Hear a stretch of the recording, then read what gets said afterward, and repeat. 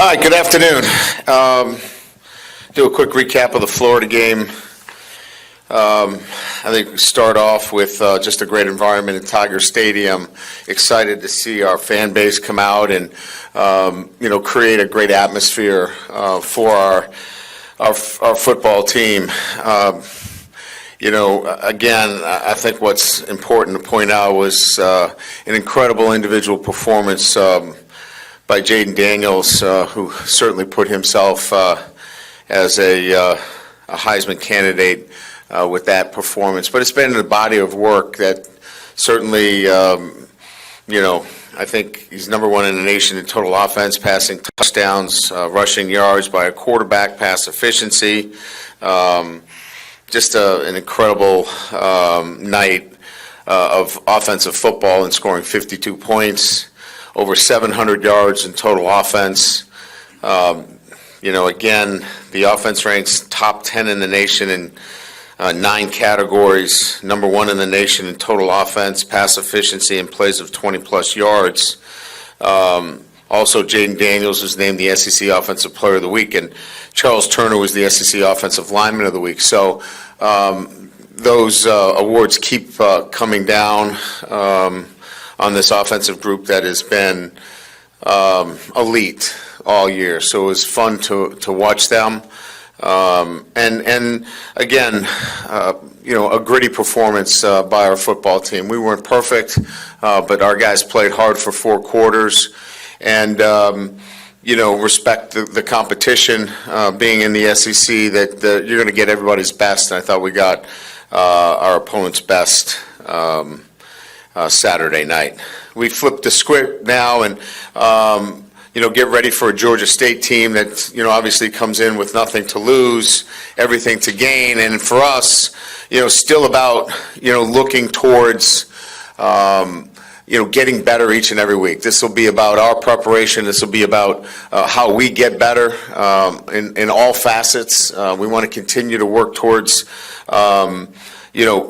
our offensive production being consistent week in and week out. We have players that are, certainly at the pinnacle of their particular position that want to continue to stay there, and certainly defensively continue to grow. We're playing a lot of young players. We want them to continue to get better at their craft as well. So excited to be back home again, and we finished the season at home. It's been obviously for us difficult road games. Our team has battled, put ourselves in a position now to finish the season strong. So we'll open it up to questions.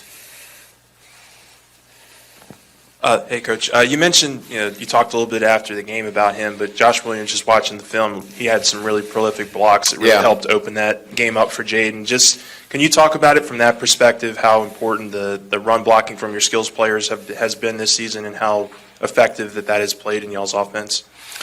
Yeah, I think you just have to look towards some of the key plays in the game, and in particular the long runs.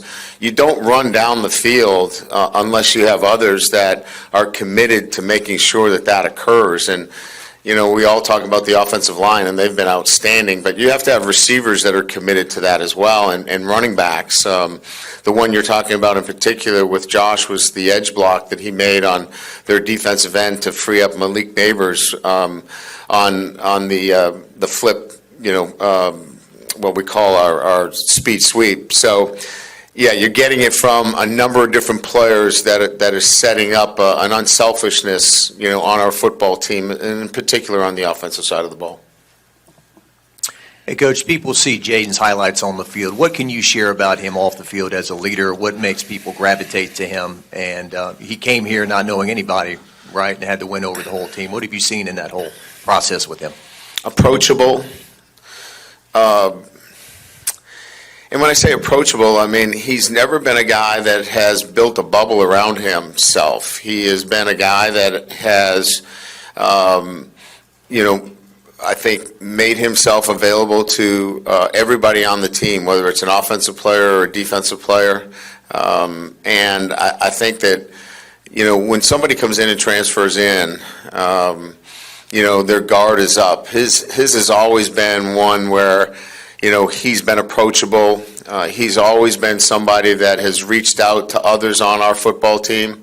And I just think that's made our entire team embrace him because he's been so readily available to everybody on our team, not just the offensive players, but the defensive players. And his demeanor, his personality, you see him smiling on the sideline all the time.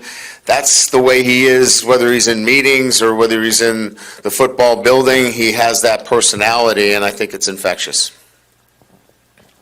Yeah, Brian, right here. Considering where Jaden was, say, about halfway through last season, when kind of still reluctant to throw the ball downfield, y'all were still trying to learn what he liked. Have you had a quarterback in your career take this big a jump in one season, and what went into that? No, I'd be hard-pressed to think of a quarterback that has made the kind of leap that he has made to where now you're looking at somebody that is clearly a front runner for the Heisman Trophy, and I don't know that I've had somebody make that kind of jump. And I think that it starts with it was in him, and I think he had that upside, and it's probably one of the things that we saw in wanting him to transfer here is that we saw a player that could be elite, and it was a matter of him having the confidence in himself and then the development process needed to take place. So I think all of those things coming together, and then having the confidence in himself to go out and do it, and it certainly has been fun to watch. Coach, when you have a quarterback have that kind of success, how much does it help you recruit quarterbacks, or is that more to do about who's on the depth chart at that time? Well, I think in certain instances, if Jaden Daniels was coming back next year, it certainly affects it in some fashion. Or let's say he was a sophomore, it certainly would affect it a little bit, right? But now that he is certainly in his last season of competition, it opens up just the fact that, player development and the ability to compete for the Heisman Trophy exists at LSU because it's not only right now, but it happened a few years ago with another LSU quarterback. So now you're starting to build not an accident, but a trend here at LSU. So that obviously speaks to recruiting and the ability to recruit elite quarterbacks to LSU. Hey, Coach. Jimmy Lindsey was back in the fold with you guys for this past game. What is he sort of doing with the team, and how is he sort of integrating back with you guys? Yeah, he has just finished his treatments. So he is in a part-time capacity, really. We're so excited about where he is medically, but there are contingencies in terms of what he can do. He's not out there, 15 hours a day and doing those things, but we're gradually, for his own health, we're bringing him back much more in an administrative role right now. Brian, how much have Mike Denbrock and Joe Sloan factored into the giant success that this offense and Jaden have had this year? Yeah, look, there's an offensive coordinator that is responsible for, orchestrating this, and play calling, has a lot to do with it. When he's not, when the offense is not running well, Matt House has gotten a ton of criticism this year as the defensive coordinator. If our offense isn't going well, Mike Denbrock will get a ton of criticism for, what would be happening on offense. So he deserves a lot of credit for what's happening on the offensive side of the ball. He is, he's the chief play caller. So that comes with the job, right? That comes with the title. But it is a shared responsibility. Joe Sloan is intimately involved in everything we do. Cortez Hankton is. Brad is. Coach Wilson. Frank does an incredible job in factoring in a number of those layers as well. So there's somebody that's going to get a lot of the credit because of the title, but everybody has a shared responsibility. And when it comes to the quarterback, Joe Sloan should get a lion's share of the credit because he's in that room with them every single day. Hey, Coach, down here. For overall, first of all, just injury report for the week. John Emery maybe. John Emery has an ACL tear, so we'll lose him for the season. And I just wanted to ask, we obviously lots to talk about Jaden for the Heisman, but what about Malik Neighbors? He may be in contention for the Blitnikoff Award. What have you seen from him this season? What do you think about his candidacy? I think he's the best wide receiver in the country, and I'm sure that Coach Day is going to say that his guy is the best, and I totally understand that. But Malik Neighbors, in terms of what he does, on jet sweeps, what he does in terms of yards after the catch, catching the ball down the field. I think he is, multi-dimensional in what he does, leading the country in receiving yards. I think he's the best receiver in the country and deserving of being a Blitnikoff Award winner. After the game, you identified Josh and Noah as being contributors. Have you been able to identify anybody on the defensive side of the ball that could help push the program forward in a similar way? Yeah, I mean, I think when I was talking to them, I was talking about an unselfishness amongst a group of really talented players. One of the things we lack a little bit is the depth, on the defensive side of the ball. But I think a group that has been unselfish this year is our defensive line. We have a lot of really good players, that are fighting for reps, quite frankly, and trying to get as much playing time. A guy like Parashan, for example, who had an outstanding play on quarterback outside the pocket, who's had a really good year for us. He's not getting 50 reps a game. He's somewhere in that, 30-something to 25, 30-something, and he's been an unselfish player for us, I would say, Jacobian Guillory, he's been an unselfish player for us. He's been in the 15 to 20. So I would say the defensive line probably ranks similar to the running backs. It's really the only group that we can get too deep in a swing. Everybody else, it's, tape them up and see if we can get two guys out there.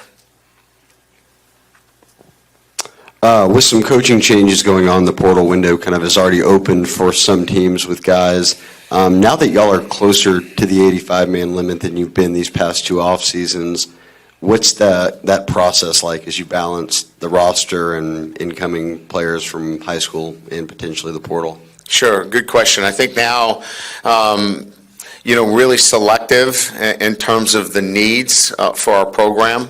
As I've said, and I've made this very clear, we want to build it with freshmen. So this freshman class is going to be a large freshman class, and we want to build it there first and foremost. But there are areas that we want to be able to top off with some premier players. And, obviously, if you're looking at the wide receiver position, if we went into the portal there, you have to match it up with a guy like Malik Neighbors, if he ever went early. I don't think he will. Well, obviously we'll find out, but, if it's a guy like that, right? You have to look at the talent that you have in your program and measure it accordingly. So that's one side of the ball. The defensive side of the ball, then you're measuring the talent that you might lose on defense and be able to measure it accordingly. So it's measuring the talent accordingly to what's available and who might be out there. But it's building it with the freshmen, and then, finding the particular players that might measure up to the players that you have in your program. Brian, I know you probably were hoping this would be over last Thursday night, but when you talked to us Thursday, but the targeting call on Andre Sam, did the ref, did he make the decision on his own, or does he, I'm trying to get a timeline on how it works. Does he get help from the upstairs that they rang down? And does he talk to Birmingham, and did they make the final decision on that one? So there was no flag on the play. So that means that there was no call on the field.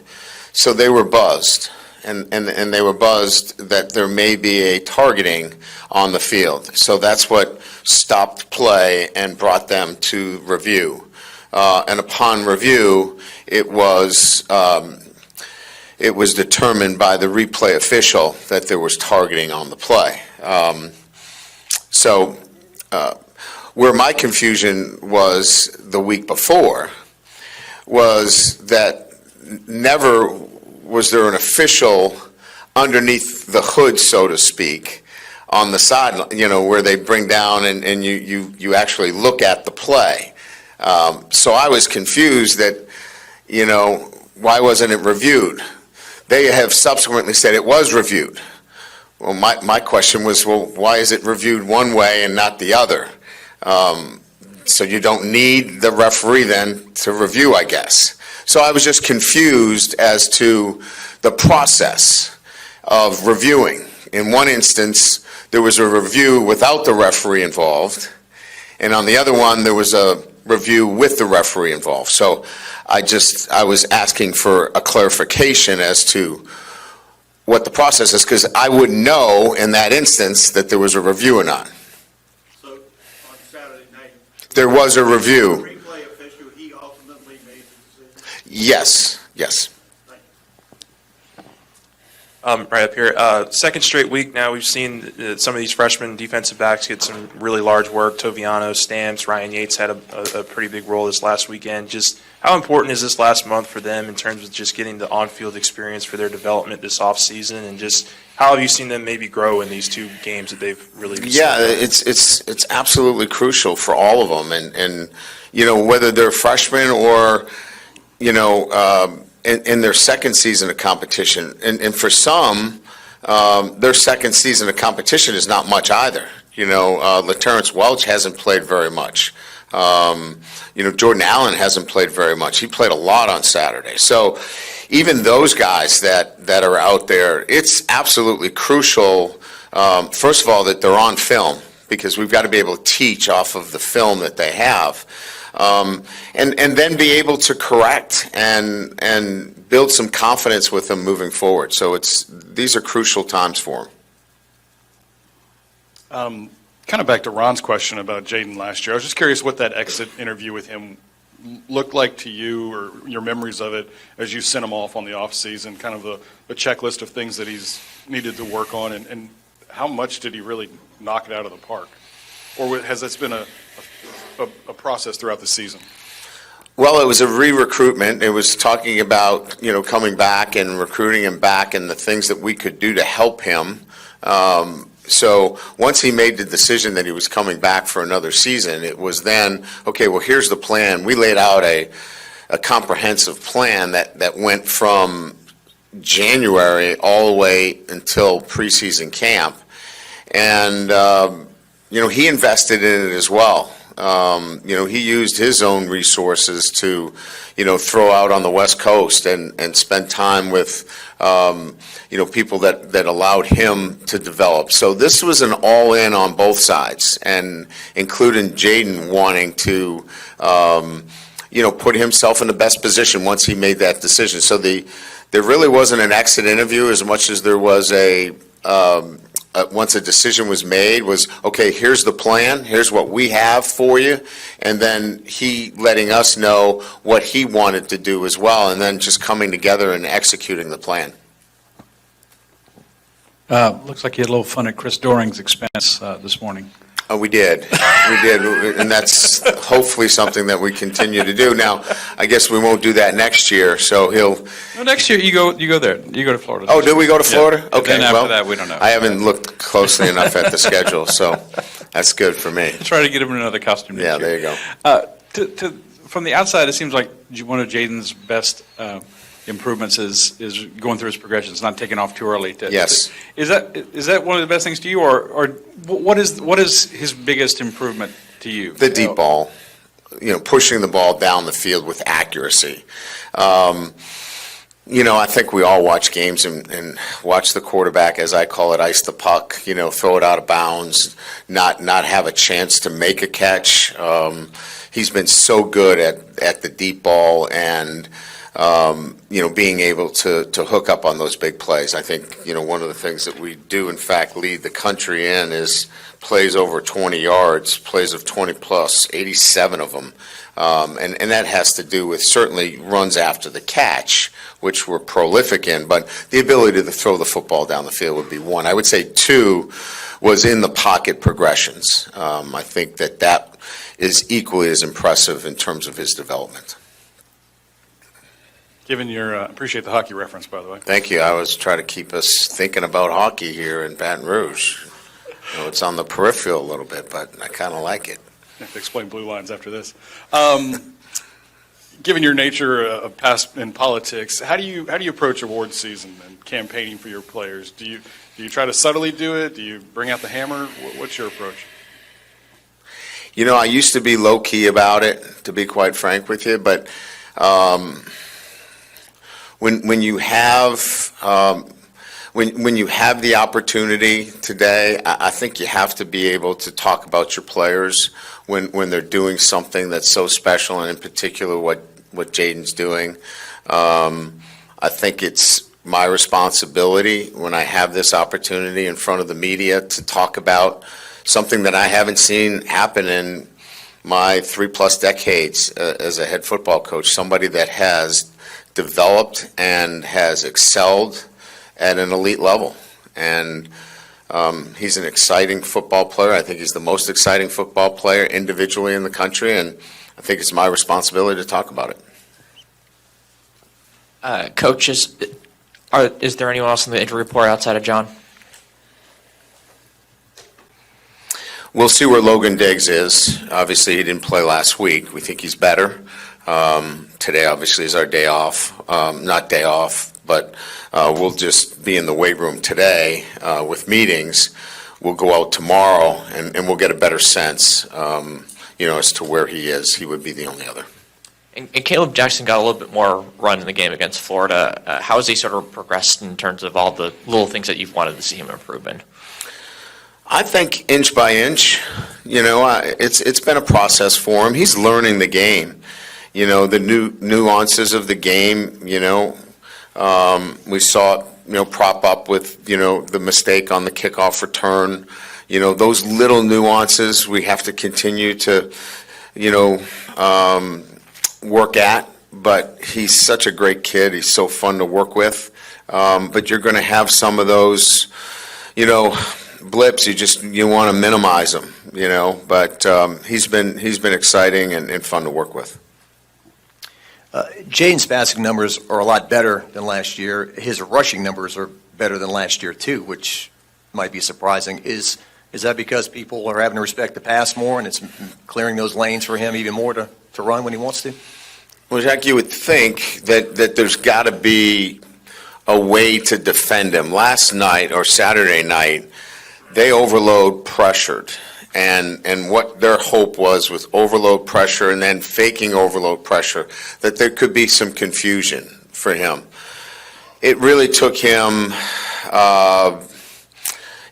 probably 2 or 3 times to see it. And then once he saw it, he was able to handle it. So the big difference is with him is last year that might have taken him 2 games. He sees it a couple of times. We're able to make the adjustments for him, and then he moves forward. And then if you don't have another look for him, you're going to have some problems. And that's where he has made incredible jumps. Why do you think he's so elusive? Even when people get to him, they can't keep his legs. They can't get his ankles. We've talked about this in with our strength and conditioning team.